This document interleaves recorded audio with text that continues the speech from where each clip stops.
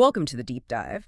Today, we're taking a look at someone you probably recognize from reality TV, hmm but our sources, well, they suggest there's a lot more to her story. We're unpacking the journey of Khadiyah Lewis, known to many from Love and Hip Hop, Atlanta. That's right. And the goal here, using the material you've shared, is really to get beyond just the TV persona. Yeah. Explore her background, her business success, which is pretty significant, her time on the show, and, where she is now. And what really jumps out right from the start in this material is her entry point. It wasn't the usual reality TV situation like someone looking for their big break or trying to build a brand from nothing. Not at all. Khadiyah Lewis, she arrived with this major business empire already up and running. She wasn't looking for fame to get a brand. No, she brought her brand with her. Mm. Her business mind, her, boldness. Exactly. Definitely not that kind of rags to riches TV narrative we sometimes see. It totally reframes everything that happened next, doesn't it? Mm-hmm. She wasn't relying on the show for her identity or, her income. Okay, so let's dig into her life before the cameras. The material describes her as having hustle in her DNA, born and raised down south. And that foundation seems really key. It points to a drive that was there long before any kind of public spotlight. Mm-hmm. She didn't just, dip her toes into the corporate world. She climbed the ladder, specifically in finance and real estate. Wow. And think about how tough those fields are. Notoriously hard to crack. Right. And the material points this out, especially for young Black women at that time. And she wasn't just, present in those fields. The sources say she was leading major deals, overseeing multi-million-dollar investments. That says a lot about the level she was operating at. High level of expertise, trust. Absolutely. It just underscores that she'd already achieved real professional success, built serious financial independence before TV was even a thought. Yeah, had her own clients, her own office space.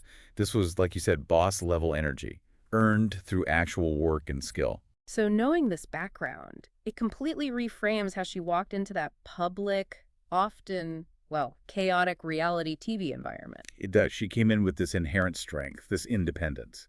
How do you think that foundation impacted her time on the show? Well, it meant the show couldn't completely define her. She had this core identity, these achievements, totally separate from the TV storyline.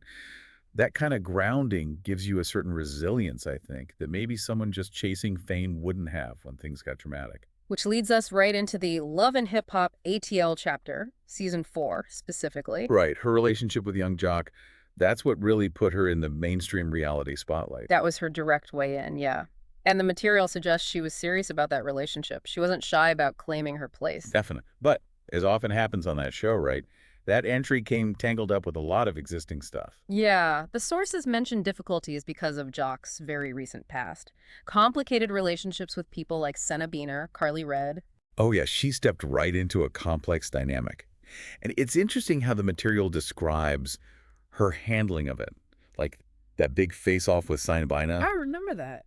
Says Khadiyah stood firm. She showed emotion, she was real, but the source says she never folded. She really made it clear she wasn't just going to be some secondary player in his story, or hers. Exactly. And this is where it gets quite compelling, actually. The sources highlight this mix in her, this emotional vulnerability, but also this hard exterior. Yeah. And they suggest that combination is precisely what made her such a standout figure that season. Some of you just couldn't take your eyes off. That blend is interesting. She let you see real feelings, but it was always backed up by this clear resolve, setting boundaries. Maybe that professional confidence played into that. I think that's likely. It didn't feel like just manufactured drama for the cameras. There was this sense of her genuinely standing her ground, on principle. Okay, so while all the TV drama was unfolding, the sources are really clear. Her real story was in the boardroom. And crucially, after Love and Hip Hop, she didn't just fade away like some reality stars do. She actually doubled down on business. And this is where that pre-existing foundation really shows. The material mentions her investing in multiple streams of income. Right. Back to her roots with real estate developments, continuing consulting. Yeah, but she also branched out, moved into things like motivational speaking and even mentorship for young women in business. That's a significant expansion. It really is. It shows she took that huge platform VH1 gave her, and as the material puts it, she flipped it into something sustainable, profitable, and empowering. So it wasn't just about grabbing 15 minutes of fame. Not at all. It was strategic. Leveraging that visibility to build something long-term, something that could empower others too. And doing it, it sounds like, her way, not relying on more drama or gimmicks, but focusing on building actual wealth, building community, kind of quietly. It really shows how you can use a public moment like that as a springboard, not an endpoint, especially if you already have that solid base and a clear vision. She used the visibility to boost what she was already good at, her skills, her passions. Exactly, rather than letting the show dictate where her career went next.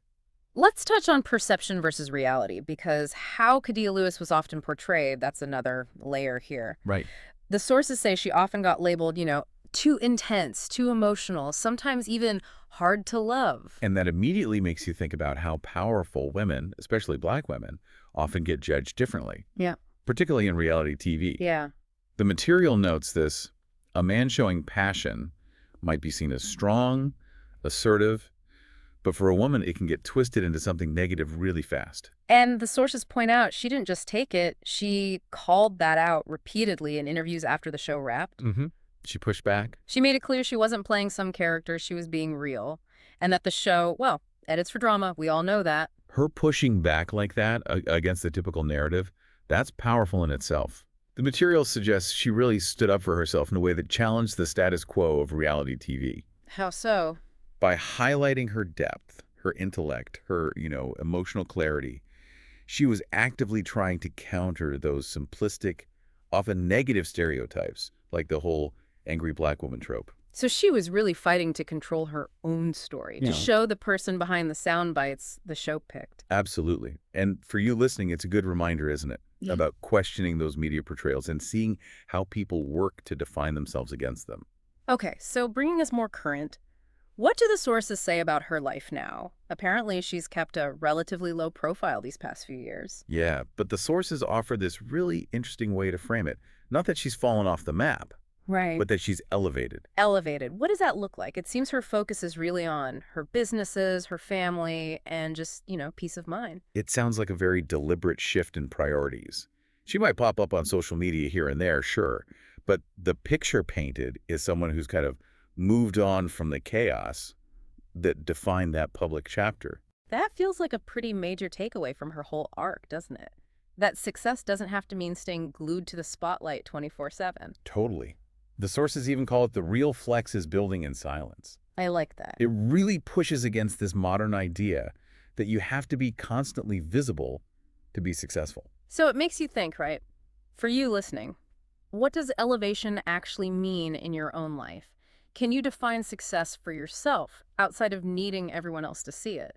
So when we look back at this whole journey, based on the material we have, what are the main lessons, the takeaways from Khadiyah Lewis's story?